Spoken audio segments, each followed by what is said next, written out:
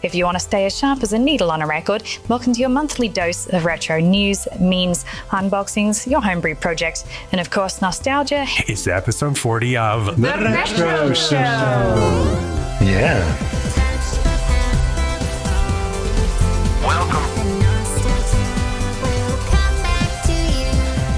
Now, back in the 80s, my voice was, of course, a little bit higher. What about yours? What was yours? Mine was more like this. It must have been all the neon and hairspray. Yeah, speaking of hairspray, you'll be pleased to know that the Hoff has stepped back inside a kit and they're still saving the world. Coming up now on Old News. Ah, that's old news.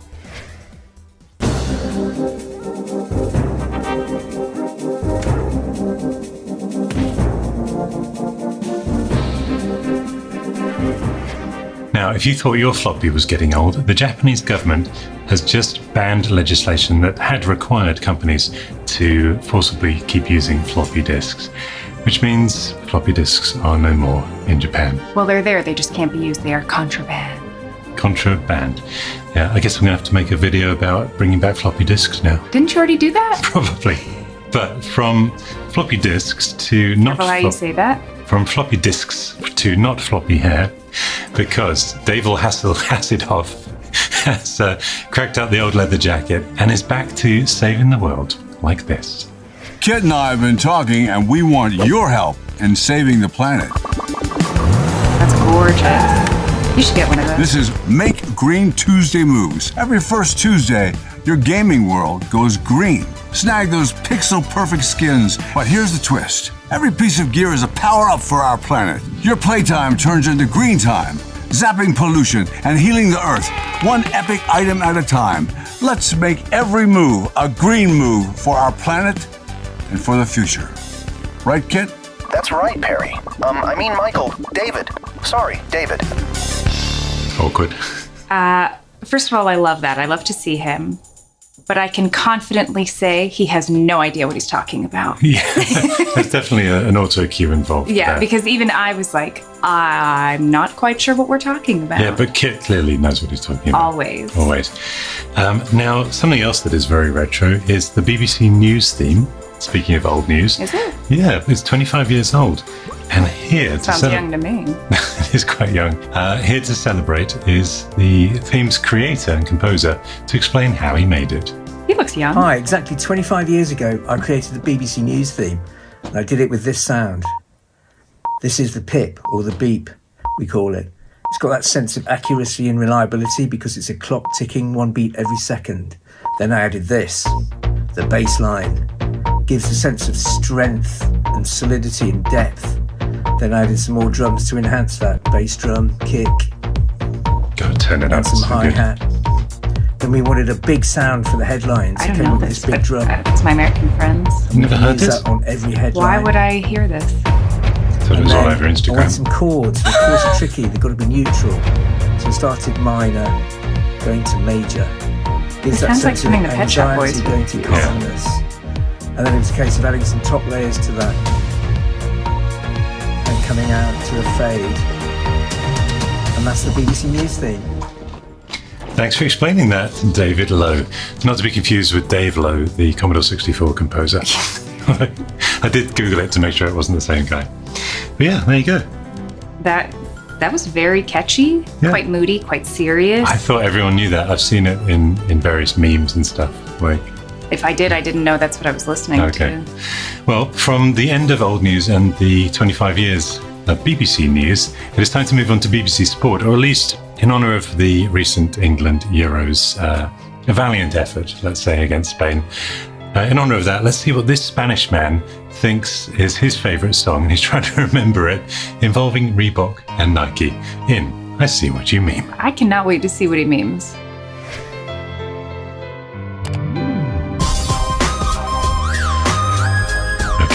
Now we were jiving to the music. Yeah, absolutely. First up, I like big butts, I cannot lie. You other brothers can't deny. When a girl walks in with an itty-bitty waist and a round thing in your face, you get sprung, 'cause you noticed that butt was stuck you pull up tough. Deep in the jeans she's wearing. Didn't actually know the What lyrics. you gonna do with Really? all that junk? All that junk inside that trunk. So, moving on. If you put a finger over Paul Simon's face, it looks like Art Garfunkel has a huge Cossack mustache. What's Cossack mustache? I'll show you. Here's Art Gunkvartel. With a Cossack moustache. Gotcha. Now, you know. I must ask you a question.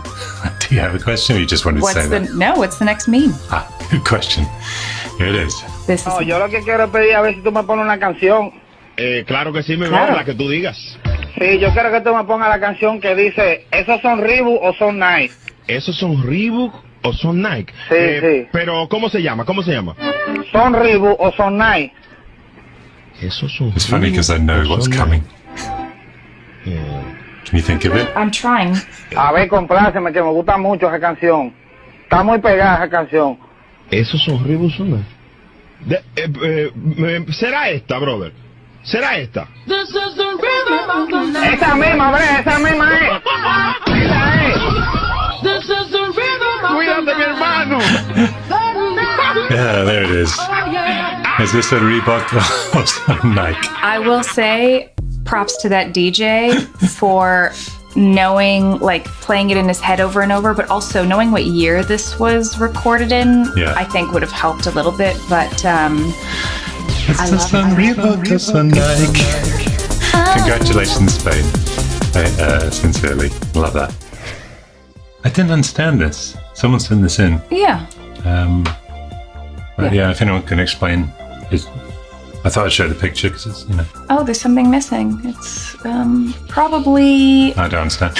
Next up, the best movie theory you'll ever hear. Two of the best movies of all time happened on the exact same day and time. Back to the Future Wait for this. 100% took place on October 26, 1985. This is the day that Marty went down to Twin Pines Mall, obviously becoming Lone Pine Mall when he returns from the past, and he goes into the DeLorean to go back to 1955. We see it listed on the present day readout in the car. In the Goonies, however, it was never actually mentioned what day this occurred on. We know that this takes place in 1985, and we know that the current month is October. Wait for it. You see a calendar in the background when Brand is doing sit-ups in the house. We know it's a Saturday because they aren't in school, and Mouth even says, "What is this, a nuclear Saturday? It's our last weekend together." In the scene when they're in the Fratelli's basement, they find a newspaper that is dated October 24th, 1985, talking about how the Fratellis escaped prison. So we know that the current date has to be a Saturday in October after the 24th. If you go back and look at the calendar in 1985, the only remaining Saturday is 2 days later on October 26th. Perhaps one of the most important days in history, with both Back to the Future and the Goonies happening at the exact same time. Wow. What are the odds?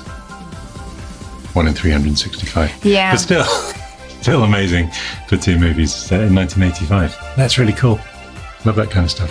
honestly, with having technology like this and even being able to rewind and zoom in on things, we get much more eagle-eyed than we used to, even if it was not intentional in any way, shape, or form. It might have been a well-known theory shared among VHS viewers back in the 80s. Even. I wouldn't be surprised. And now we're just finding out about it.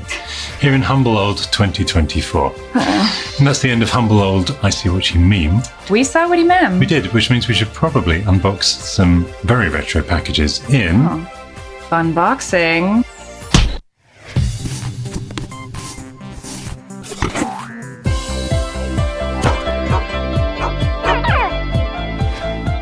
All right, and first up, a visit to... Mauricifractic from Gardenside. This is my friend Bunny. And we like to tell about you, PCB Way. Or you could give PCBs for $5. Proud to you, Perifractic. Thank you, Harleyfractic. Great to see you. And speaking of PCB Way, it is their 10th birthday. Oh my gosh. Can you imagine giving birth to a PCB? I think it would have been much easier than a child, but who knows? Like, why would you ask me?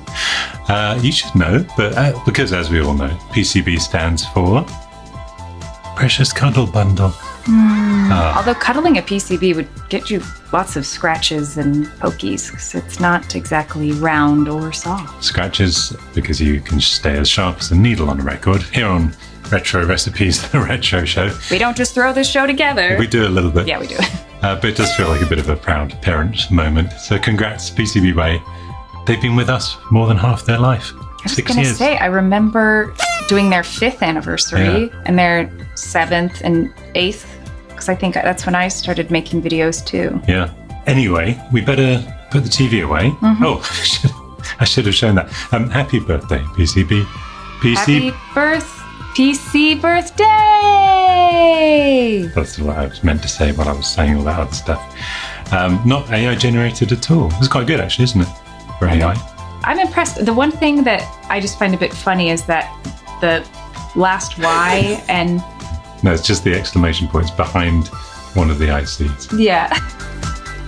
Why not? Now, before back to the facts, we should probably put the TV away. Ready? Oh. We just miniaturized it into a TV recording device. I suppose I better switch it on. It is time for... your faxes. Here are the scrolls. Ah, yes. But before we actually get into back to the facts, I wanted to show you a couple of the test faxes that ChatGPT sent me. I was wondering if that's what that was. We had a fun one last month. But it says, did you know that in the 1980s there was a fax machine model called the Portable Baby?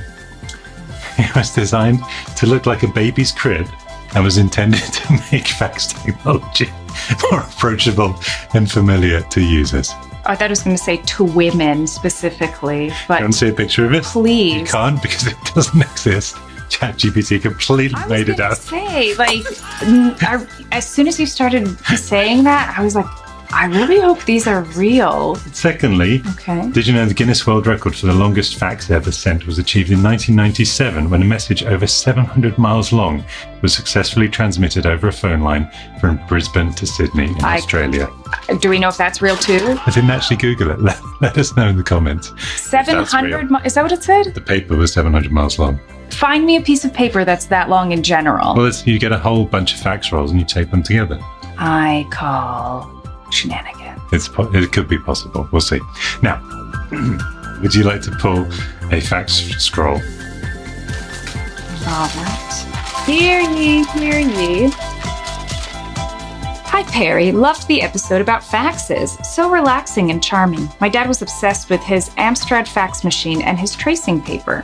Have lots of nice memories. All the best. James. James PP. Thank you, James. And his PP.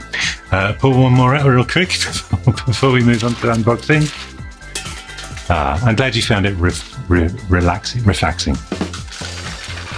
Hear ye, hear ye. Hello, Perifractic. If someone wants a test fax, I will send them one, as I have also been on the receiving end of them and know how helpful they can be when trying to set up anything like that. I never had much personal contact with fax machines myself, more trying to send/receive them on the computer side when they were already beginning to disappear.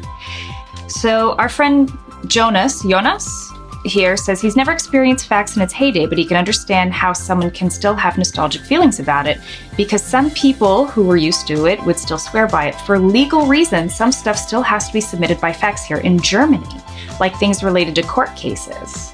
So that's pretty interesting. I swore by it several times when I was trying to repair that machine. Yes, you were bleeped through most of it. I was. Oh, hello. Thank you, Jonas. Would you like to dispense with that over... Don't hit that guy on the head. Good, she didn't. And now you can pull some unboxing. Looks like this was accidentally... Oh, hello. Wow. Okay. So these are from... What is that one? This is the wireless charger that's going to go by my computer. I'm going to help you for once. Thank you. So these are from 8-Bit Do. And I suggest you do check out their website, because they've got a lot of retro-themed stuff, including gamepads for emulators and stuff like that, NES-themed. I'm so excited. It's slowing me down. Look at this mouse. That's so cute. An NES-themed mouse. Meow. Meow. What's that? It's a wireless charger. Oh, it's an NES game. So it's like a little car. It's a car charger. Love it. Okay, we've got to move on. Go.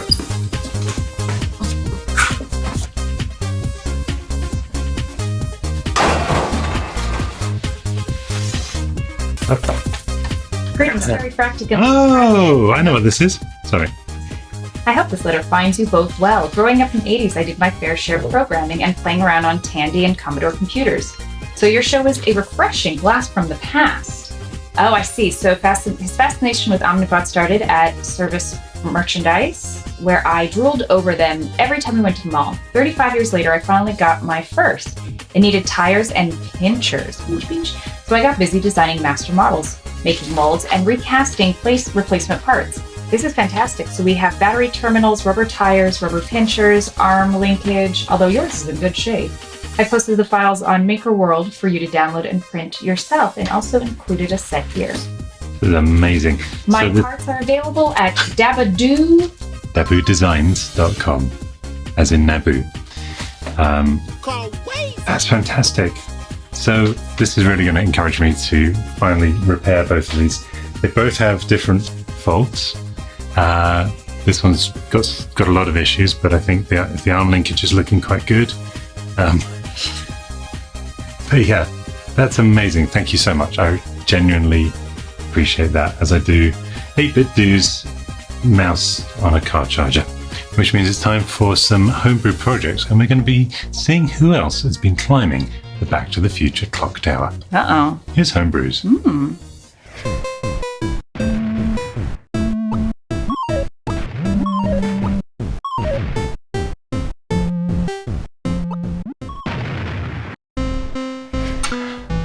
Didn't make it. Boo. Now, channel Patreon Michael Harvey sent us this, and look. Oh. This is from brand new game Ground Attack on the Spectrum. How rude. How wooed. How wooed. They just destroyed Wetfo recipes. Did you notice the logo there? Of course. Okay, good.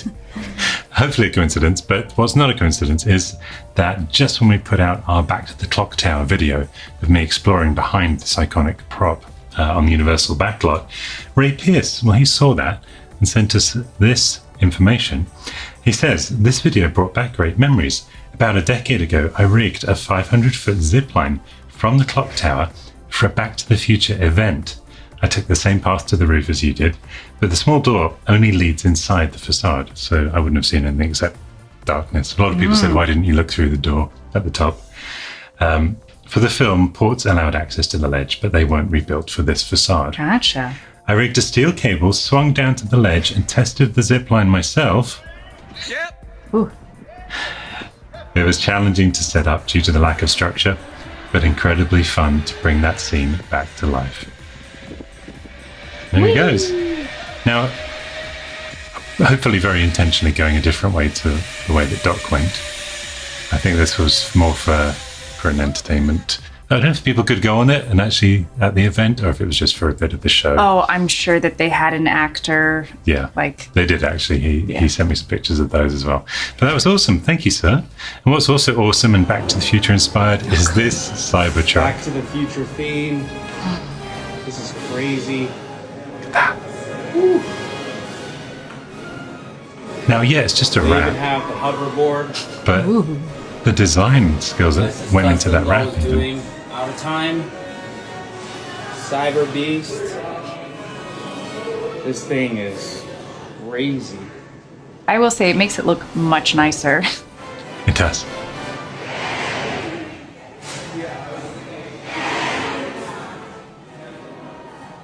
That's awesome. Look at that. Right, I've got to buy a Cybertruck now, haven't I? No, thank you. No, thank you. We're good. It's huge as well. I don't think we have space in our driveway. Anyway, that's very cool. Thank you for sharing those homebrew projects of things you've been up to and building, even if they are zip lines and Cybertrucks. Because it is time to, unfortunately, like we did last month, possibly make everyone cry again into their bowl of nostalgia flakes.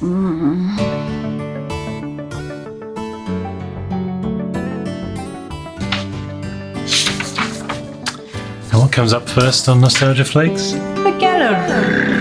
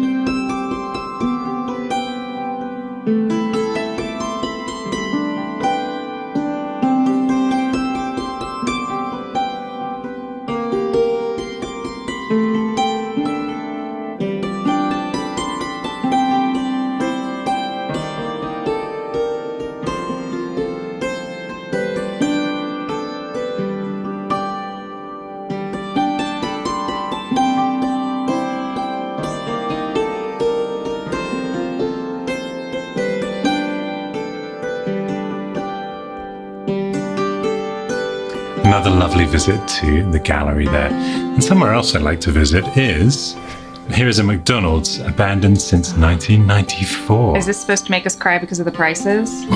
Yes, this is the segment I was talking about. Bobby's World. I loved that show. How cool it hasn't been vandalized and torn down. Wow. Yeah. So that means it's time for our final segment, and I've got another story to tell you. Okay. Now, after he saw last month's episode, Larry wrote in and said, War Therapy's ghost story from your latest retro show was incredibly moving, and it really made me sit up because I have a strikingly similar one. Well, when I was a kid, my mum and I loved watching movies together, especially our favourite animated one. She'd always laugh at the same scenes and sing along with the songs. She died when I was 15. And just like War Therapy, I couldn't bring myself to watch that movie for years. A decade later, I finally put the VHS tape back in the VCR I'd kept in storage. As the movie played, I noticed something amazing. Can you even guess? Something got recorded over it? Not quite. The tape had worn in all the spots where she laughed and rewatched the most. I'm not that. Someone said I was laughing last time. This is me trying to keep it together. The tape had worn in the spots where she laughed and rewatched the most. It was like she was right there with me, still laughing along. I made a digital copy of the VHS tape wear and all, and I still watch it sometimes just to hear her laughter again. There's my laughter again. I wish it was laughter, but it's deep, deep pain from our own experiences that we have. I would love to know what the film is. Yeah. So if you can comment, I genuinely would love to know. Oh, it's Beverly Hills Cop 4. We'll find out. We'll try and find out. Yes, please. And if you've got a similar story, send it in as well, because we love sharing these, even if they do make us laugh with tears and cry with laughter. We keep talking about, I have a very large stack of VHSs in storage that are written in my parents' native tongue, which is not English, and I can't read that. So I don't know what's on most of these VHSs, and I know there are birthdays and weddings, and I'm just so excited to send them out and get a mystery box back. Well, you won't be sending them out because that is my childhood VHS player, which needs repairing, and that will be a Patreon-only repair video, I think, unless it turns into a huge series. Can that play American VHSs? Yeah. It has an NTSC PAL switch. Okay. Luckily, they were really advanced when they first came out, and then they got progressively stupider. Well, I think because the users did not know what to do with a 30-button VCR. With NTSC and PAL in England. Yeah. Anyway, with that, our tape and our show is all worn out. As always, we just want to say thank you so much for watching. Subscribe and support below, and cheerio. One man can make a difference, Perry. Or one woman. Or dog. The Fractics, lone curators in a vintage world. The world of retro recipes. ¿Esos son Reebok o son Nike?